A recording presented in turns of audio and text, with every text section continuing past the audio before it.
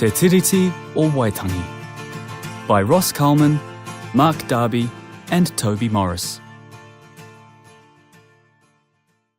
When I was a kid, I didn't know a lot about Te Tiriti or Waitangi. Mostly, it was an excuse for a day off school, a day for beach cricket or water bomb battles. Beyond that, the treaty didn't seem to affect me much. But as I've grown older, I've realised I was wrong. Te Tiriti is one of the most important parts of our country's history. It's about all of us, and this means we all need to understand it. So let's go back to the beginning, when the first Polynesians settled in Aotearoa, New Zealand. Part 1. Before Te Tiriti. For over 500 years, Māori had Aotearoa to themselves. Then, in 1769, Captain Cook arrived. In the 1790s, Pākehā came to hunt seals and whales. Missionaries from England and later France followed to spread Christianity. Traders also arrived to load their ships with timber and flax to sell overseas.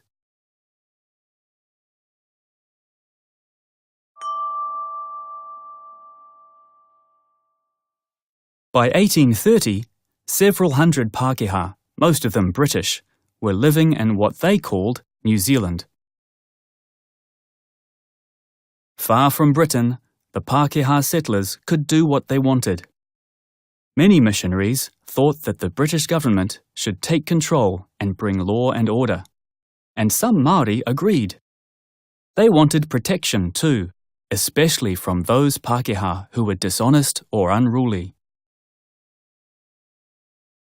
Some Māori were also worried about other countries, mainly France, taking New Zealand for themselves. In 1831, 13 chiefs wrote to the King of England asking for his protection.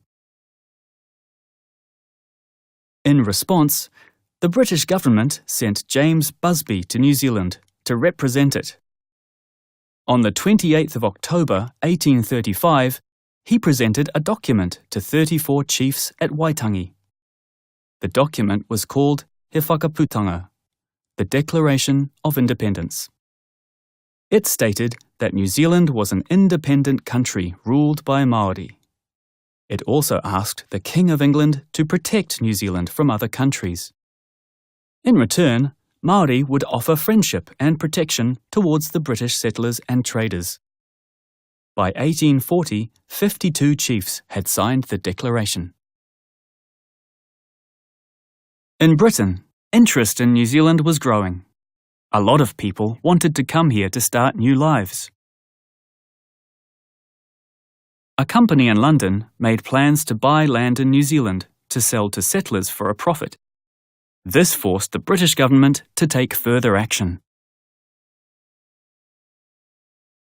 At the time, Britain ruled over a large and powerful empire. It decided that New Zealand should become part of that empire too. That way, Britain could make laws to control the growing Pākehā population. These laws would also protect Māori. In late January 1840, a British official named William Hobson arrived in the Bay of Islands. He had been sent to get Māori to sign a treaty. Very few Māori spoke English, so a missionary named Henry Williams and his son Edward translated the treaty into Te Reo Māori. They did this in just one night. The British then invited Māori chiefs, mostly from Northland, to a hui at Waitangi and presented them with Te Tiriti or Waitangi.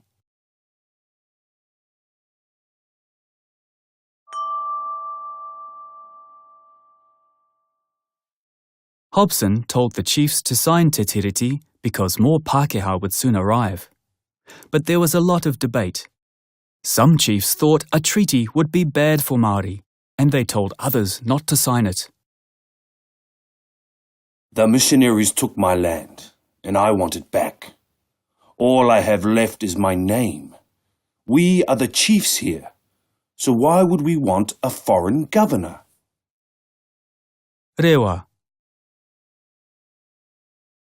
But two chiefs, Hone Heke Pōkai and Tamati Waka Nene, believed a treaty would stop wars between tribes. It would also make trade between Māori and Pākehā easier and fairer. Some of you tell Hobson to go, but that's not going to solve our difficulties. We already have many Pākehā living on our land in the north, and they will not listen to us. Tamati Waka Nene. That evening, Māori discussed Te Tiriti late into the night. By the next morning, the 6th of February 1840, some chiefs were ready to sign. A hui was called for later that day. Williams read Te Tiriti aloud a final time, and over 40 chiefs signed it. Some chose not to. Many chiefs weren't at Waitangi.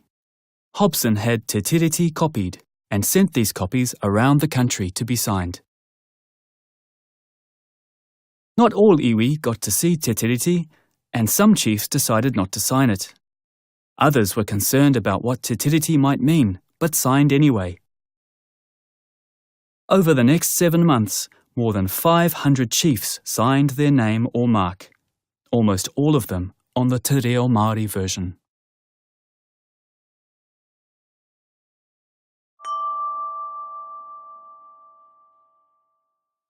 Part 2. Te Tiriti or Waitangi. Te Tiriti or Waitangi is in 3 parts, called articles.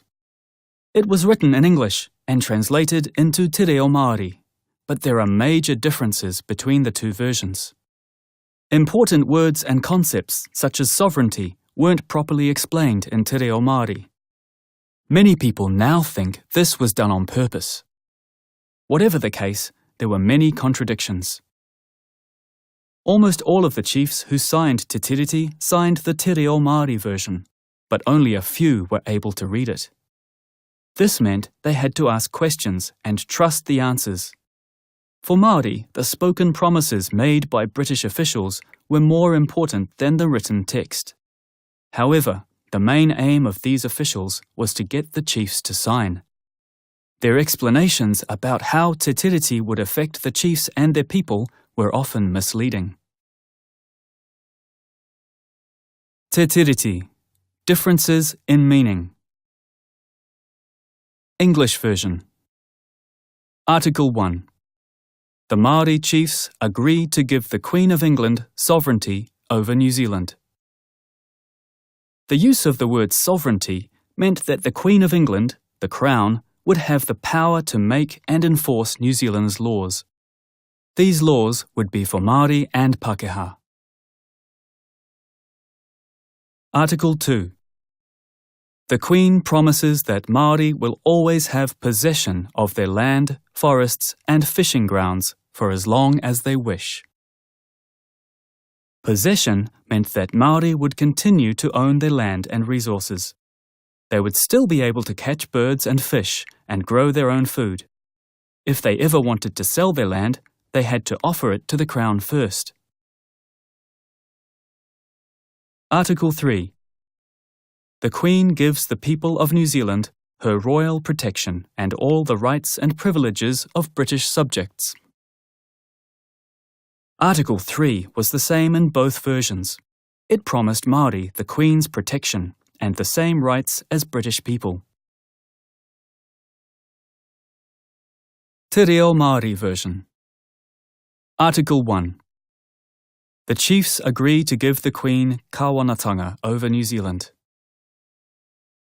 The decision about how to translate sovereignty was very important. There were several options. Henry Williams chose kāwanatanga, meaning governorship, even though this didn't properly capture the meaning of sovereignty.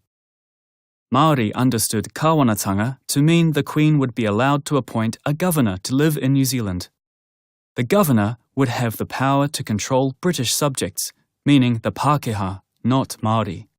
This would benefit Māori by protecting them from Pākehā settlers. Article 2. The chiefs are promised tino rangatiratanga, total chieftainship, over their whenua, land, kāinga, villages, and taonga, treasures. This was the most important part of Te Tiriti for Māori. Tino rangatiratanga referred to the role and power of a chief. It was a phrase that Māori used and understood. The article guaranteed that Māori would continue to have authority over their land and resources unless they sold them to the Crown. Chiefs would still rule their people independently, while the Pākehā governor would control the Pākehā. Article 3. The Queen gives the people of New Zealand her royal protection and all the rights and privileges of British subjects.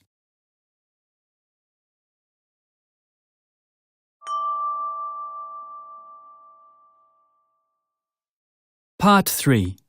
After Te Tiriti.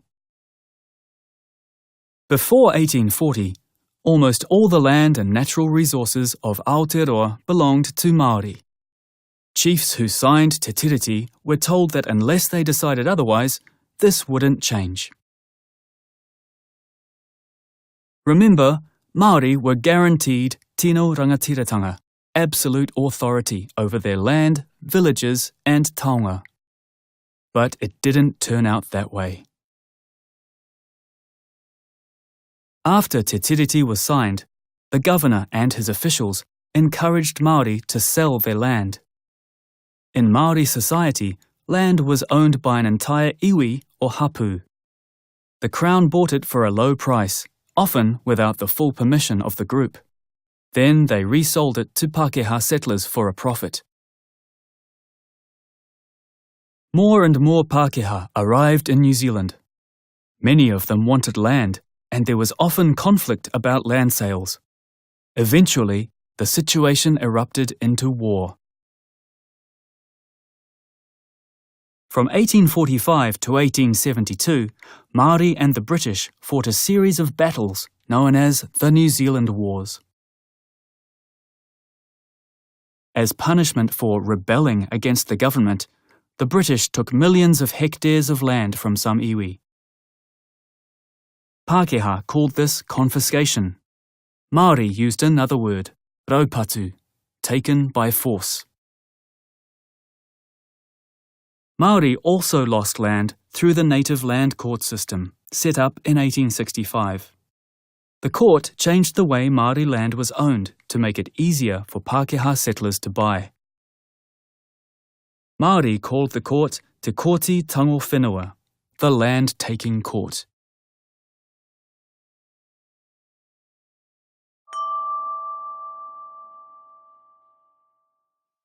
Without land, many Māori found it difficult to feed their families and earn money.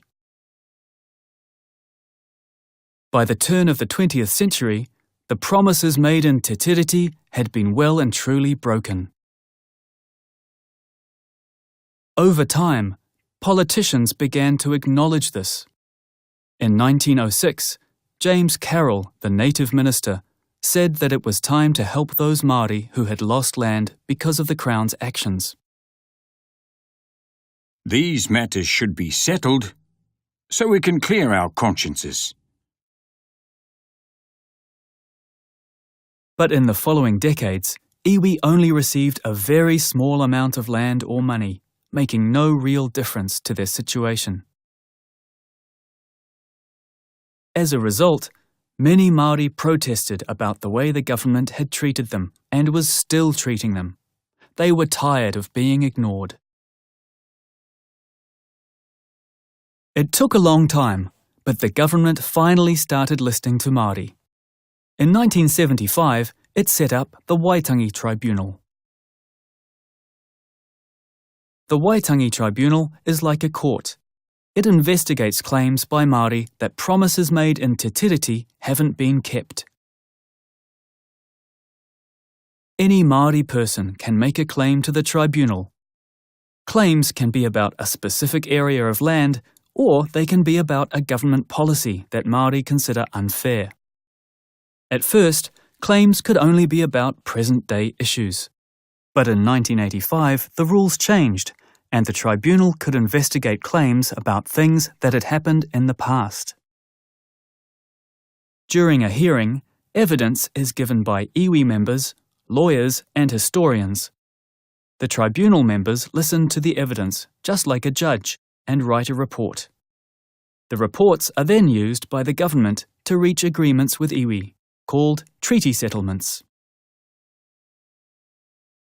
Each settlement is different, but they almost always include an agreed account of what happened in the past, an apology, some form of compensation, usually made up of money, and the return of Crown-owned land.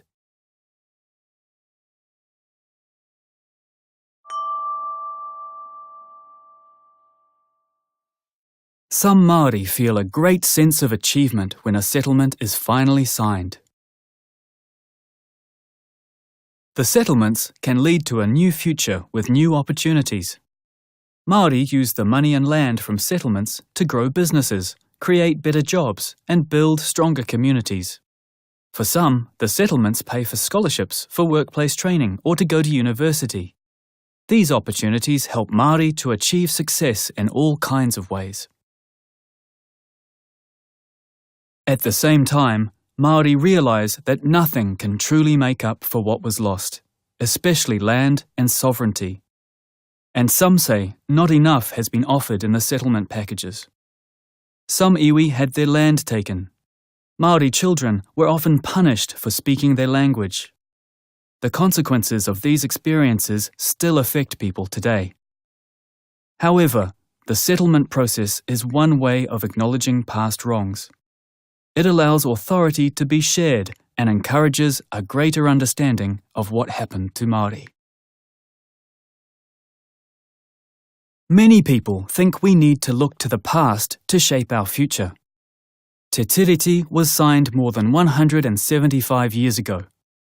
What happened after that isn't always the nicest story, but we can't pretend it didn't happen. If we're honest about our country's past, we can try to fix some of the damage that still affects us today. We all want a country that is fair for everyone, where all New Zealanders have the same opportunities. To me, that's what Te Tiriti is all about.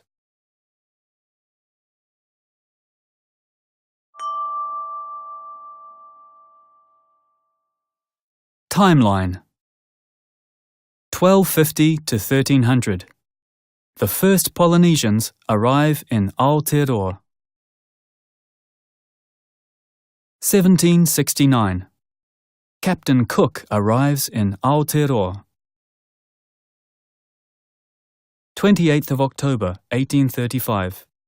He whakaputanga o te rangatiratanga o New Tiriti. The Declaration of Independence is signed. The 6th of February, 1840. Te Tiriti o Waitangi is signed. 1845. The New Zealand Wars begin. 1865. The Native Land Court is established. 1872. The New Zealand Wars end. 1906. James Carroll makes his speech in Parliament. 1960. Waitangi Day is established as a national day of commemoration. 13 years later, it becomes a national holiday. 1975. The Waitangi Tribunal is set up. In 1985, its powers are extended to investigate historic claims. 1989. The first modern treaty settlement is agreed over land at Waitomo Caves. The 2nd to the 6th of February 2018. Prime Minister Jacinda Ardern spends 5 days at Waitangi meeting with Māori. It's the longest visit of any Prime Minister so far.